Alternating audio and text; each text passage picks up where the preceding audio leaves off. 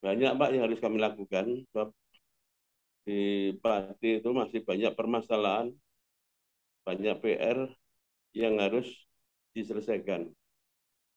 Yaitu diantaranya masalah air.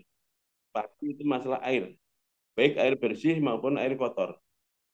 Air bersih di sini yaitu untuk air minum, mandi, dan cuci. Belum semua wilayah di Kabupaten Pati tersentuh dengan adanya eh, jaringan air minum dari PDAM.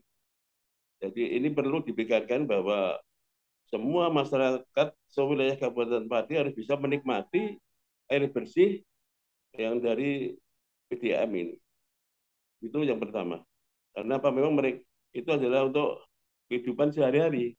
Kalau air bersih pun tidak ada, bagaimana mereka hidup dengan apa sehat?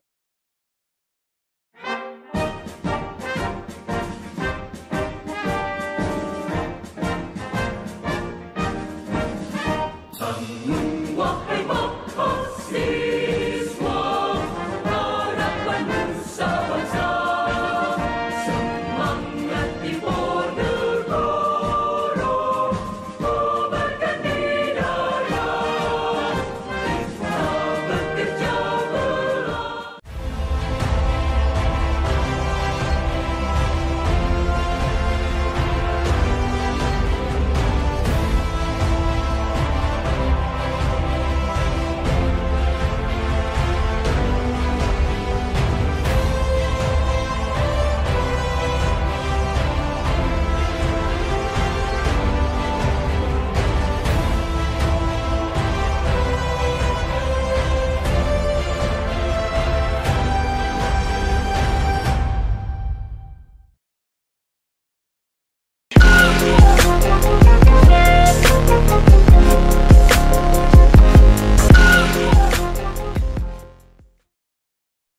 Assalamualaikum warahmatullahi wabarakatuh. Waalaikumsalam warahmatullahi wabarakatuh.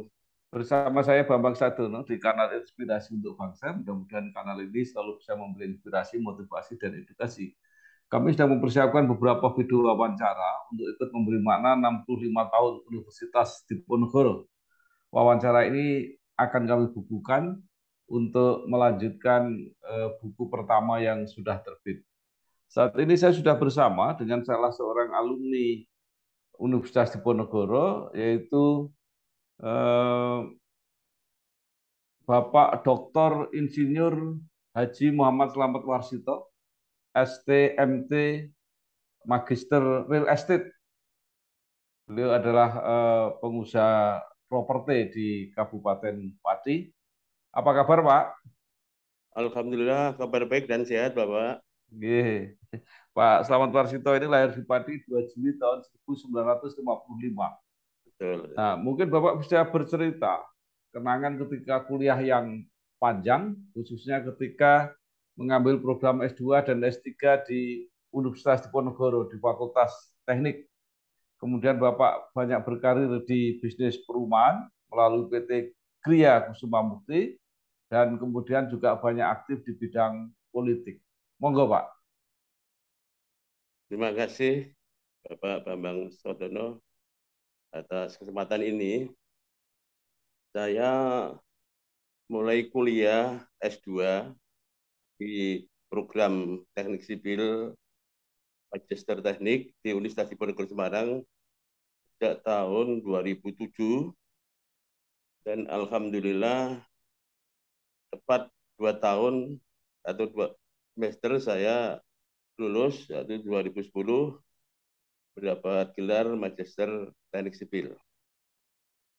Di sana memang teman-teman kuliah saya itu banyak yang dosen. Sebagian kecil dan dari wira swasta termasuk diri saya ini.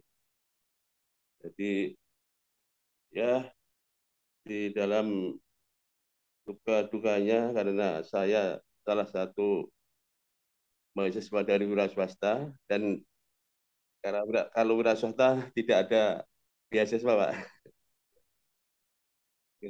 Tapi kalau yang dosen itu ada jalur beasiswa. Ya. Sehingga setelah saya lulus 2010 di S2 program Magister Teknik Sipil, saya lanjutkan ke S3 program Doktor Teknik Sipil itu 2010, dan di sini agak lain karena apa? Kebanyakan dosen semuanya. Dosen itu mendapatkan beasiswa dari pemerintah, tapi saya satu-satunya mahasiswa yang dari wira swasta. Saya punya teman dua dari instansi pemerintah, juga tidak, yang satu keluar, yang satu lanjut, sehingga dari sekian mahasiswa itu semuanya dosen, satu dari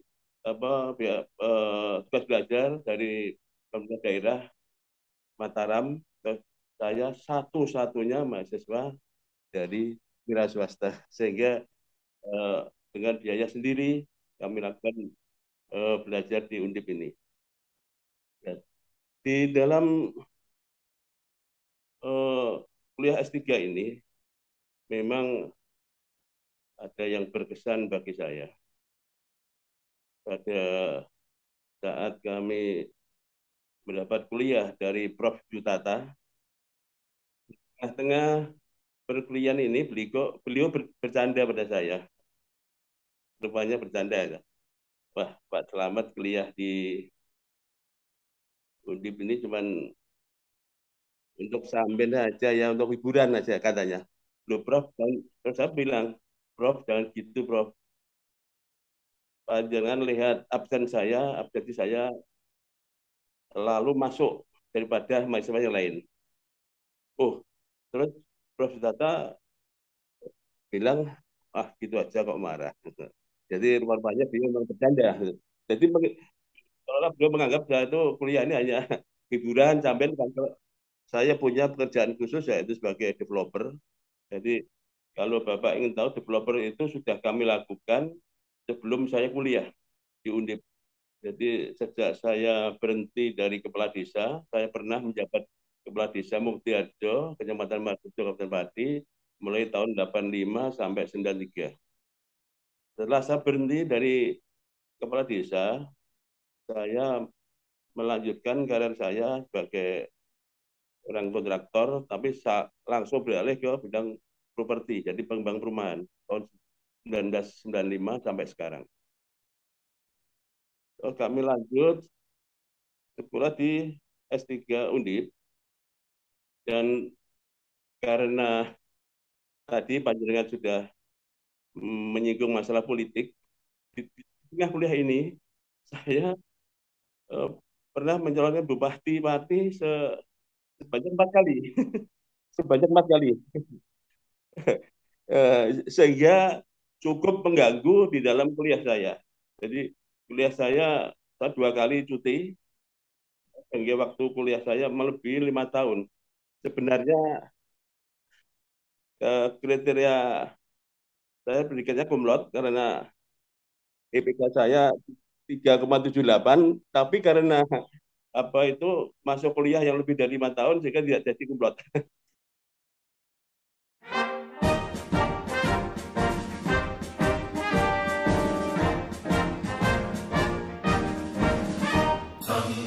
Wahai mahasiswa,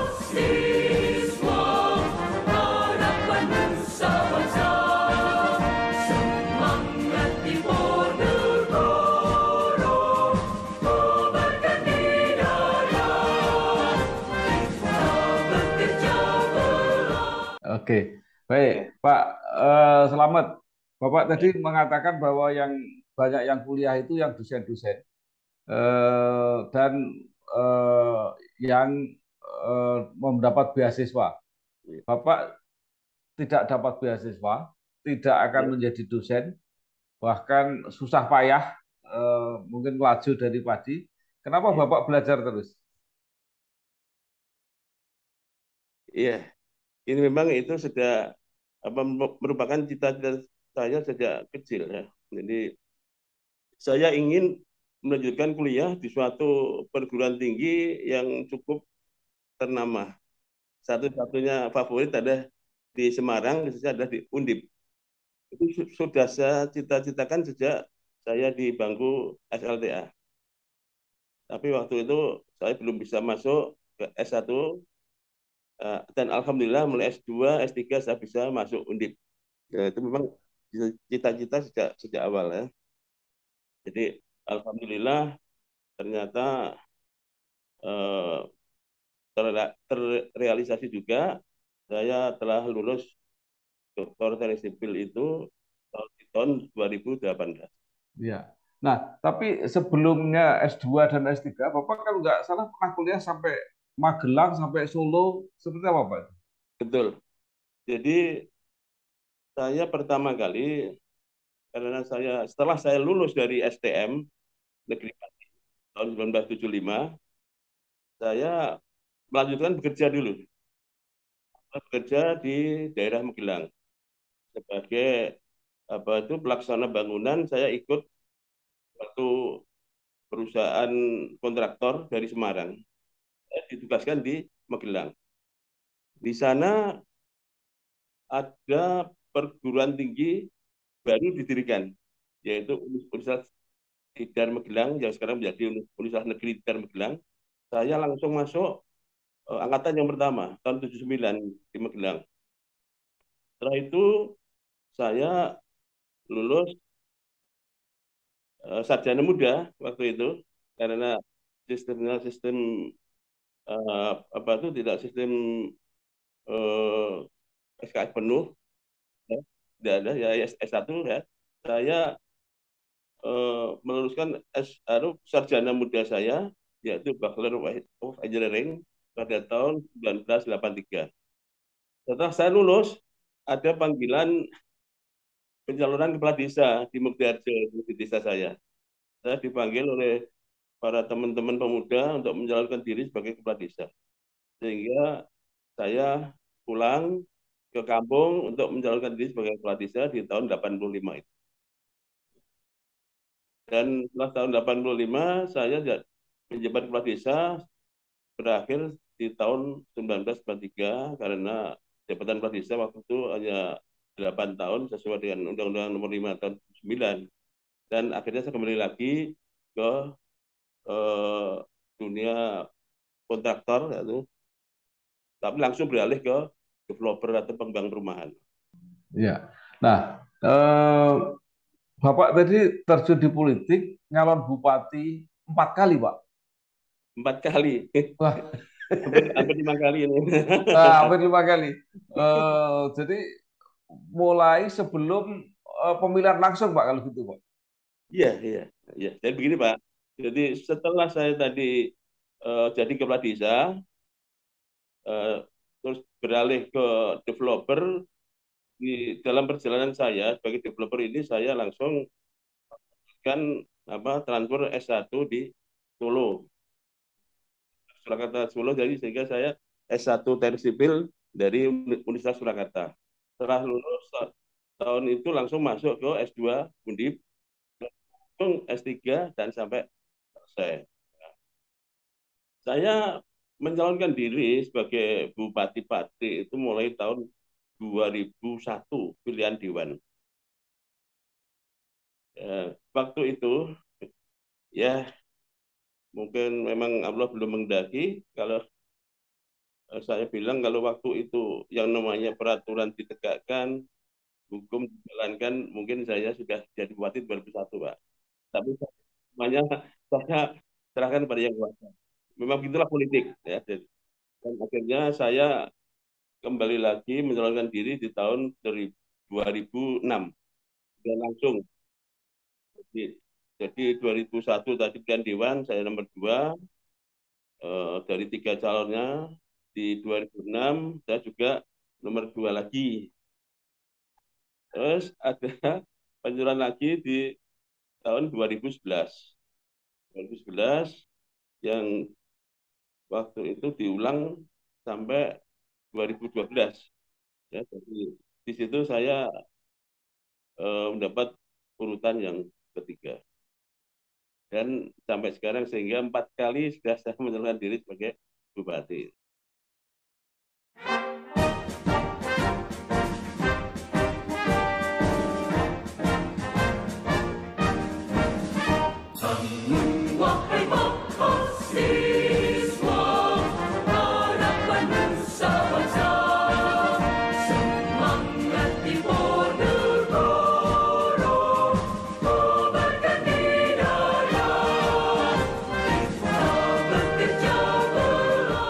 Yang terakhir tahun berapa berarti Pak? 2012. Eh, kan 2011 Iya, kan 2000, iya, baru 3 2011, kali Pak. Yang keempat 2001 bulan Dewan, 2006 bulan langsung, 2011 bulan langsung, karena di saat itu ada apa calon yang dibatalkan, sehingga diulangi lagi di tahun 2012. Jadi 4 kali. kemudian yang berikutnya yang terakhir ini tidak ikut. Tidak ikut, tidak ikut. Oh, ya. Karena bupatinya sudah terlalu kuat. Iya. Nah, sekarang menarik Pak ini. Karena saya lihat Bapak sudah mulai persiapan lagi dan sudah mulai dapat dukungan-dukungan. Nah ini Bapak kan sudah pengalaman berkali-kali. Ini kira-kira seperti apa ini yang akan datang? Ya, memang begini Pak. Awalnya saya selaku mantan dari kepala desa, yang kebetulan di Pati itu didirikan suatu organisasi kumpulan dari para mantan kepala desa yang sekarang tergabung dalam organisasi Permandes. Permandes itu Persatuan Mantan Kepala Desa. Itu baru yang pertama kali adalah di Pati, yang dan lain belum ada. Mungkin sekarang mulai mereka membentuk organisasi mantan kepala desa dengan versi yang lain. Tapi yang pertama kali Permandes. Di sini teman-teman mantan kepala desa terus terang saja menyatakan mengusung saya nanti, ya. Itu bukan muncul ya, mencalonkan, karena bukan, ya, ya mereka berkeinginan salah satu dari mantan kepala desa yang pernah mengabdi di desa ini bisa ikut melanjutkan perjuangannya di pemerintahan Kabupaten Pati ini, yaitu dengan cara menyalonkan diri sebagai Bupati Pati yang akan datang 2024-2029. Di samping itu masih banyak lagi para komunitas, organisasi, dan kelompok-kelompok lain yang juga memberikan dukungan saya. Di antaranya adalah apa tuh, daripada relawan Rogo Sakti gitu, juga kan menyatakan dukungan, ya. Dan banyak yang lain sebenarnya dari eh, komunitas-komunitas yang lain. Ya, ya. Tapi yang jadi masalah Pak, yang boleh mencalonkan secara resmi kan hanya dua alternatif. Satu melalui partai atau gabungan partai, atau kalau kepala daerah bupati itu boleh independen Pak. Bapak jalurnya yang mana? Ya, ini dua-duanya sebenarnya bisa kami lakukan. Karena apa? Terutama teman-teman mantan kepala desa dan pendukung yang lain, eh, kalau kita lewat jalur independen, itu saya kira tidak terlalu sulit, karena kita punya banyak massa, ya, massa dua yang sekarang sudah menyatakan memberikan dukungan pada saya. Sehingga melalui independen pun tidak sulit. Tapi juga teman-teman mengusulkan kalau bisa biar tidak terlalu ribet atau rumit gitu, ya, melalui partai, ya. Jalur partai. Nah, jalur partai ini mulai saat ini sudah mulai saya bangun koordinasi komunikasi dengan partai-partai yang ada pada saat ini.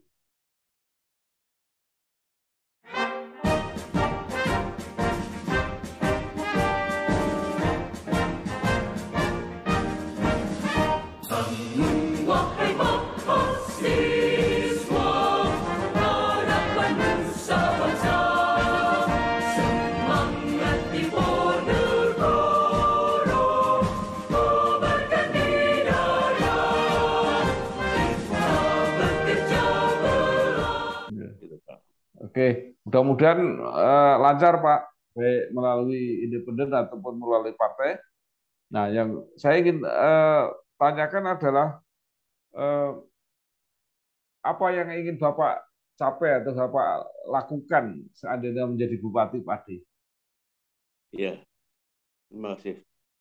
banyak Pak yang harus kami lakukan, sebab di Pati itu masih banyak permasalahan, banyak PR yang harus diselesaikan. Yaitu diantaranya masalah air. Pati itu masalah air, baik air bersih maupun air kotor. Air bersih di sini yaitu untuk air minum, mandi, dan cuci. Belum semua wilayah di Kabupaten Pati tersentuh dengan adanya eh, jaringan air minum dari PDAM. Jadi ini perlu dipikirkan bahwa semua masyarakat sewilayah Kabupaten Pati harus bisa menikmati air bersih yang dari PDAM ini. Itu yang pertama. Karena apa, memang mereka itu adalah untuk kehidupan sehari-hari. Kalau air bersih pun tidak ada, bagaimana mereka hidup dengan apa sehat karena airnya kurang bersih. Maka itu harus eh, perlu diadakan eh, jaringan air minum air bersih itu sampai ke wilayah-wilayah se Kabupaten Pati. Terus yang kedua, air kotor. Air kotor itu ada dua, Pak. Air kotor yang satu adalah untuk pengairan pertanian.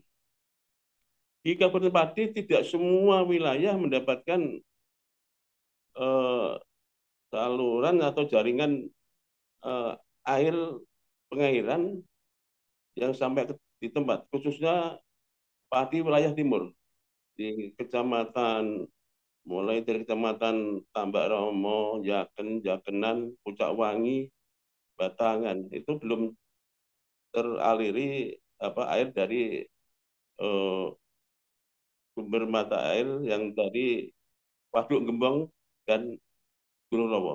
Nah, sehingga petani di daerah timur pada saat musim kemarau dia tidak bisa melakukan atau menanam padi di Polowijo. Hanya satu kali menanam padi pada waktu musim penghujan. Nah, untuk itu kami berpikir agar masyarakat padi di wilayah timur pada saat musim kemarau mereka bisa menanam padi sehingga untuk meningkatkan daripada penghasilan mereka itu perlu dibangun suatu waduk. Waduk yang fungsinya untuk mengairi sawah pertanian para petani yang ada di wilayah timur Kabupaten Pati. Itu yang air kotor yang bermanfaat, ya, air kotor yang sifatnya bermanfaat. Kami sudah melihat banyak sumber mata air di Pati yang bisa kita tampung, kita buat waduk, sehingga kita ditampung di suatu waduk dan nanti pada saat musim hujan pun air hujan bisa menambah waduk itu sehingga menurut kami bisa dipergunakan untuk mengairi eh, tanaman padi di wilayah Pati bagian timur. Dan yang kedua, air kotor yang kedua ini sangat membahayakan karena apa? Yaitu di Pati juga sering terjadi bencana banjir bandang yang dari air kotor tadi.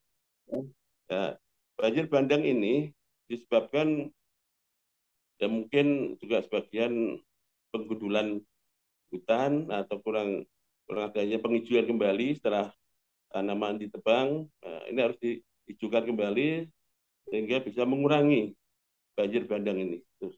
Nah, yang perlu dilakukan adalah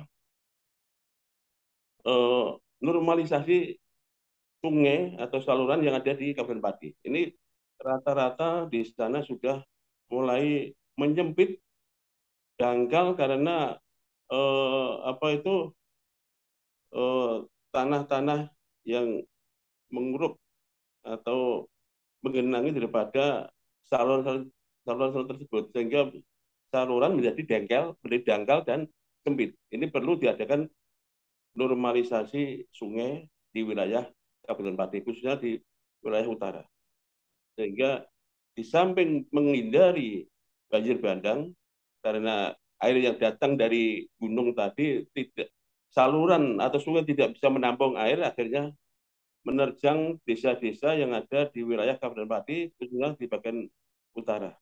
Nah, terus untuk mengatasi ini tadi diadakan normalisasi sungai dan juga juga diadakan penyempurnaan jembatan. Jembatan yang ada di Kabupaten itu rata-rata sempit. Itu perlu dinormalkan kembali. Ya. Sehingga akan mengurangi dan menghindari daripada banjir bandang yang selama ini eh, terdampak atau dialami oleh masyarakat Kabupaten Pati bagian utara.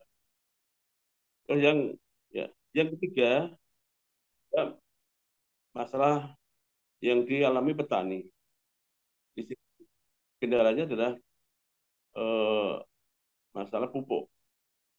Masih banyak kekurangan pupuk yang dibutuhkan oleh petani. Makanya bagaimana nanti caranya supaya pengadaan pupuk cukup dengan harga yang terjangkau oleh para petani. Harapan kita seperti itu.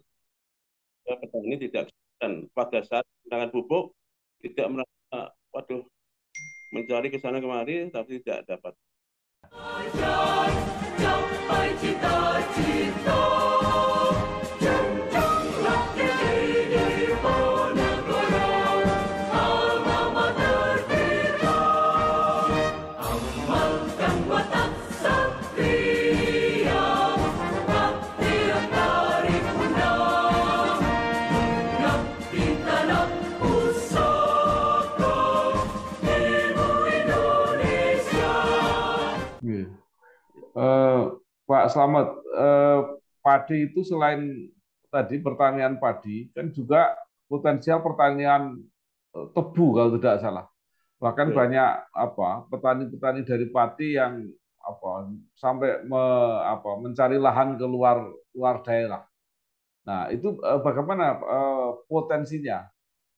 Karena pabriknya sendiri kan Pak sudah mulai tua gitu yang ada di padi.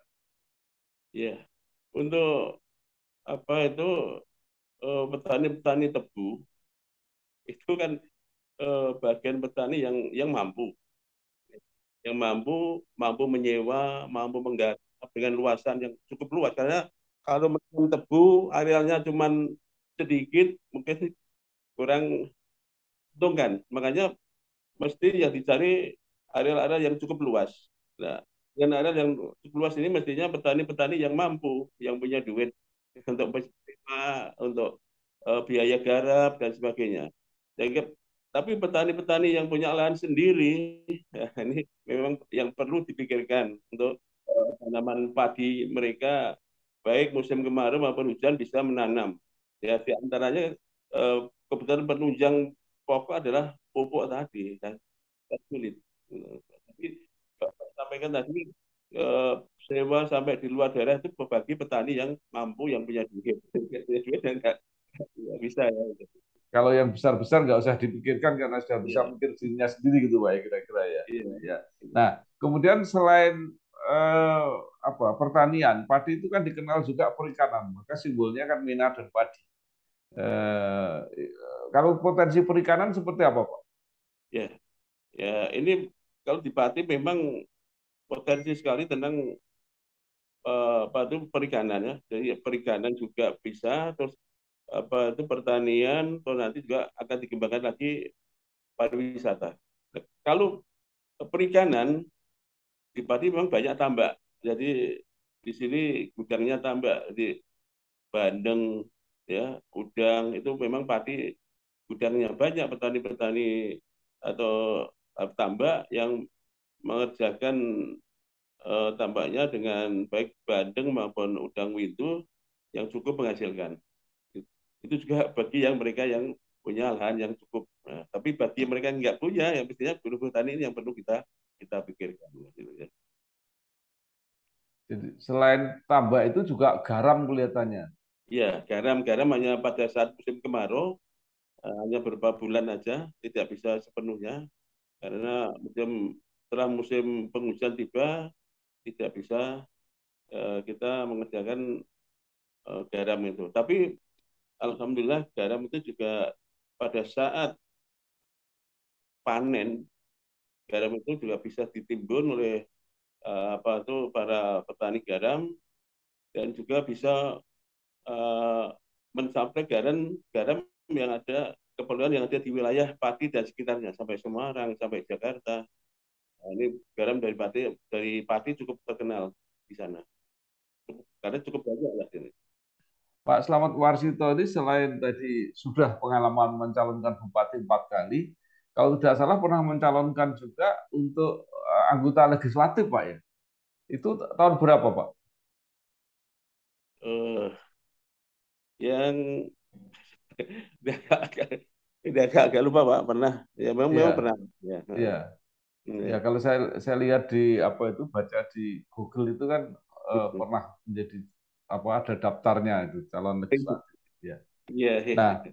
itu nanti kan pemilihan bupati itu terjadi tahun 2024, Iya. tapi sudah agak bulan-bulan akhir.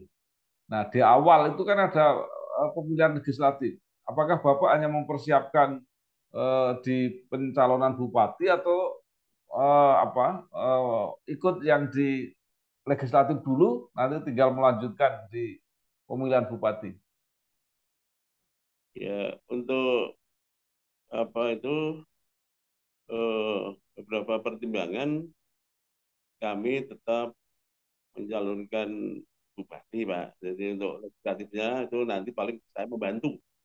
Saya siap untuk membantu teman-teman yang membutuhkan saya, ya. Dan nanti juga ada kontrak politik dengan saya, ya. Sebagai pengusul itu yang akan saya bantu. Jadi kan kalau saya menyalonkan diri di salah satu partai misalnya, padahal saya juga didukung oleh partai-partai yang lain sekarang ini.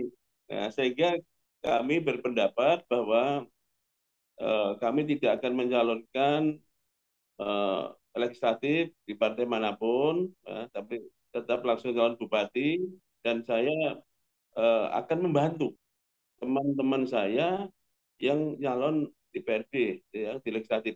Jadi kami akan membantu sepenuhnya. Terutama kan mantan kepala desa ini kan kemana nah, kami arahkan. Ya. Ini bagi teman-teman yang mencalonkan legislatif, mari kita dukung dan kita bantu dan berhasil nanti.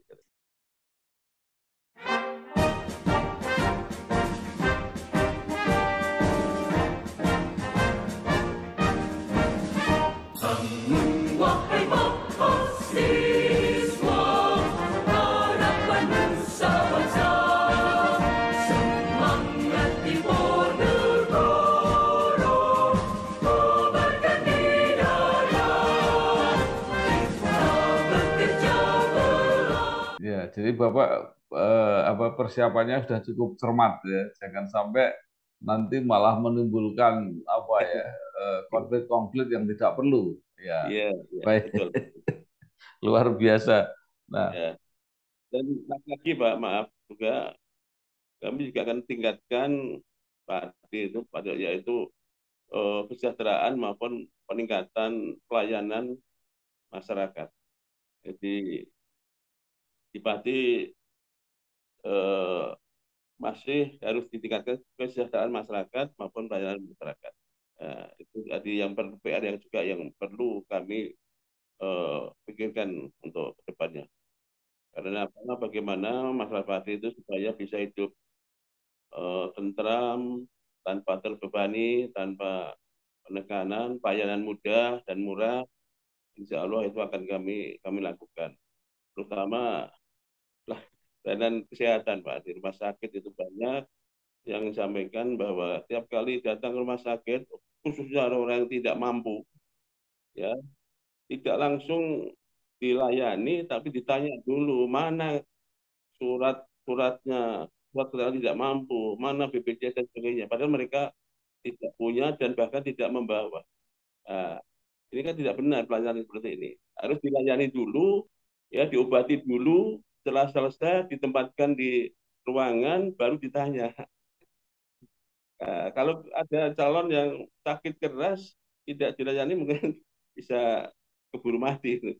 Makanya hal seperti ini harus tidak benar dilakukan. Harus ditangani dulu, ya diobati dulu, baru tanya persyaratan yang lain. ya menarik gagasan-gagasan Pak Slamet Warsito ini. Ya, saya juga tidak melihat banyak calon atau bahkan yang sudah menjabat itu yang bergelar doktor. Ini Bapak sudah mulai mempersiapkan diri luar biasa. Tapi pertanyaannya begini, Pak. Kalau banyak yang akan dilakukan itu mungkin bisa Bapak membayangkan. Yang menjadi masalah adalah bagaimana mencari biayanya. Nah, itu yang mungkin menarik. Menurut Bapak, kan uangnya itu selain dari APBD itu, dari anggaran pemerintah, kemudian mungkin bantuan pusat, dan sebagainya, dan itu pengalaman selalu tidak cukup. Nah, mungkin kalau Bapak punya gagasan, gimana cara mencari uang? Mencari uang untuk calonnya ya Pak, atau Bukan mencari uang untuk membiayai, ada untuk tuh, membiayai tadi gagasan yang macam-macam tadi kan, membangun ini itu, kemudian mensejahterakan masyarakat, mungkin bantuan kesehatan, bantuan pendidikan dan sebagainya. ya. Terima kasih Pak. Berarti Pak begini, eh, seorang pemimpin bagi saya, baik pimpinan di tingkat daerah, misalnya bupati, gubernur, presiden, itu saya kira sama, harus memiliki 3 kriteria bagi saya yang harus dimiliki seorang pemimpin. Yang pertama adalah seorang pemimpin harus mempunyai akhlak, mental moral yang baik, mental moral akhlak yang sehat. Kalau menurut para kiai itu punya akhlakul karimah, gitu ya. Ini harus itu yang pertama. Pertama seorang pemimpin harus akhlaknya harus baik karena memimpin masyarakat sebanyak wilayah sebesar itu. Yang kedua, seorang pemimpin harus mempunyai SDM yang mumpuni. Tidak hanya sekedar cukup, tapi mumpuni. Ya, karena memang diharapkan di dalam pelaksanaan tugas pemerintahan itu harus orang yang betul-betul mumpuni dan menguasai. Serta akhlaknya baik, moralnya baik, dia SDM-nya mumpuni, ya, insya Allah dah di dalam melaksanakan tugas-tugasnya akan berjalan dengan baik. Yang ketiga adalah mempunyai finansial yang cukup. Akhlak yang baik, SDM yang mumpuni, finansial yang cukup. Tiga-tiganya itu harus dimiliki seorang pemimpin. Nah, ya Alhamdulillah selama ini karena saya bukan orang dari birokrasi, bukan orang pemerintahan, misalnya orang swasta, apa yang saya gunakan untuk mencalonkan bupati selama ini adalah pilih Allah. Jadi pilih di depan Allah, jadi tidak dari mana-mana. Capai cita-cita, jenjanglah tinggi negara, alma mater kita, amalkan watak satria, bakti yang paripurna, mengabdi tanah pusaka, ibu Indonesia. Kalau dikumpulkan udah banyak sekali itu, Pak. Saya tidak pernah menghitung, Pak, karena itu titipan Allah ya. Iya, iya. Kalau saya itu nanti dimarahin Allah, karena saya tidak punya apa-apa, yang saya punya adalah titipan dari Allah yang selama ini saya manfaatkan selama 4 kali ini.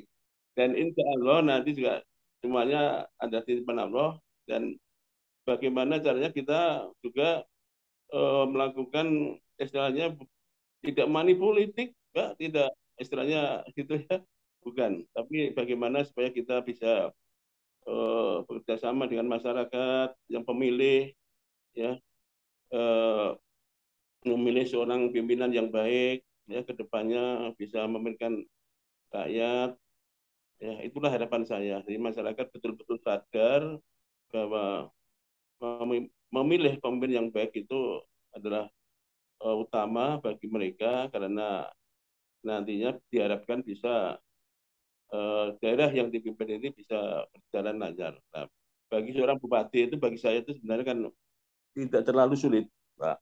Kenapa? Bupati di tugasnya itu dibantu oleh banyak banyak personil seperti wakil bupati, sekda, kepala-kepala dinas dan sebagainya. Jadi bupati tidak perlu sebenarnya apa menunjukkan dirinya untuk wah, sehingga yang diurus bupati hanya ya rakyat, ya, karena bagi saya seorang pemimpin yang berhasil adalah pemimpin yang bermanfaat bagi yang dipimpin, bagi rakyatnya. Karena bupati sudah dibantu oleh wakil bupati, sekda dinas instansi, termasuk sampai camat, kepala desa. Bupati kalau bisa menempatkan personil-personil itu yang profesional, ya, kalau bupati tidak kesulitan, tinggal fungsi kontrolnya aja, ya, fungsi kontrolnya bupati juga anak apa para anak buahnya. Nah, yang diurusi bupati siapa? Ya rakyat. Bupati itu yang milih rakyat dari rakyat kan si diopeni ini gak ada manfaatnya gue rakyat buat apa kan? Ya. Jadi menjadi bupati itu mudah. Yang sulit untuk terpilih jadi bupati. Betul, betul, Pak. Ya. Mungkin ya masyarakat lama kelamaan sadar bahwa butuh seorang figur pemimpin sesuai yang diharapkan. Itu ya. Baik, Pak. Terakhir, mungkin Ya. Bapak bisa menyampaikan tadi inspirasi, motivasi ya kepada generasi muda, bagaimana bisa meniru seperti Bapak, bekerja, berjuang, belajar terus, ya, tidak pernah putus semangat. Ya. Nah, ini seperti apa, Pak? Ya, memang begini, Pak. Misalnya yang sedang kami lakukan saat ini, yaitu